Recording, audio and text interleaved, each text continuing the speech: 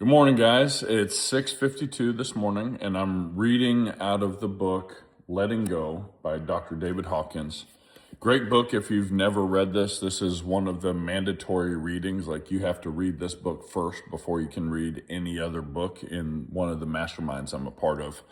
And I'm reading the chapter on courage today. And if you know anything about David Hawkins and you look at his levels of consciousness, courage is where it becomes positive energy versus negative energy, like pride and anger and grief and sorrow and all that stuff. Those are negative emotions. Courage is on the spectrum of about a level of 200, which you'll just have to Google this. But I found this this paragraph very interesting. I just wanted to read this out and see if this resonates with you at all. We all know it takes courage to face fear. We champion the people who face their fear and attempt to do something about it. Such courage is one of the characteristics of nobility and makes a person truly great. Despite all of their negative programming and despite all of their fear, courageous people go forward in life with no guarantee and not even the knowledge that things are going to get better. So courage increases our self-respect and brings us the respect of others. We no longer need to feel ashamed. Each one of those lines was very powerful because, again, courage is not the absence of fear. Courage is feeling the fear and doing it fucking anyways.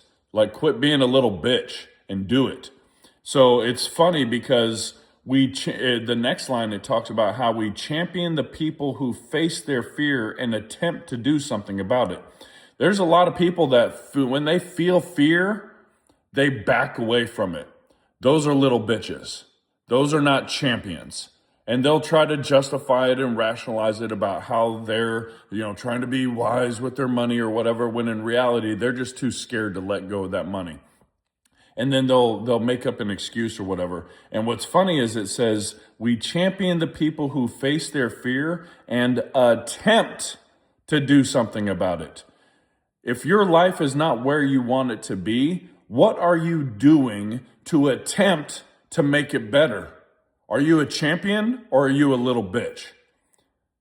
Such courage is one of the characteristics of nobility and makes a person truly great. Are you truly great?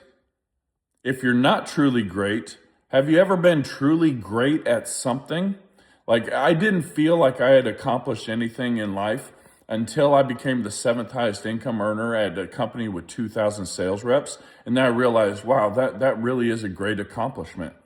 Well, in order to do something great, you have to have courage. And there was a lot of things in life over the previous 5 years prior to that it took a lot of fucking courage for me to do. And I had no guarantee that it was going to work out, but I did it anyways, and I accomplished something great.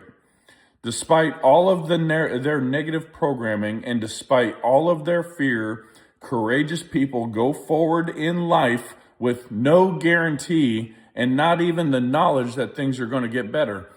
Sometimes I get people that want to join the coaching program and they're like, well, what's the guarantee? Those are little bitches. Like, courageous people don't ask questions like that. Courageous people go, you know what? I know that I have not accomplished anything great in my business. I know that I want to. I know that this is a lot of money and it probably isn't the right time for me or whatever, but fuck it, I'm going to do it anyways.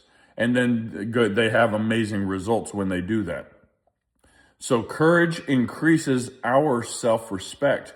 In my opinion, that self-respect is why when people have the courage to do something, like it's not courageous for you to spend 10 grand on a coaching program when you got 100 grand in the bank. It's courageous to spend 10 grand on a coaching program when you got 10 grand in the bank.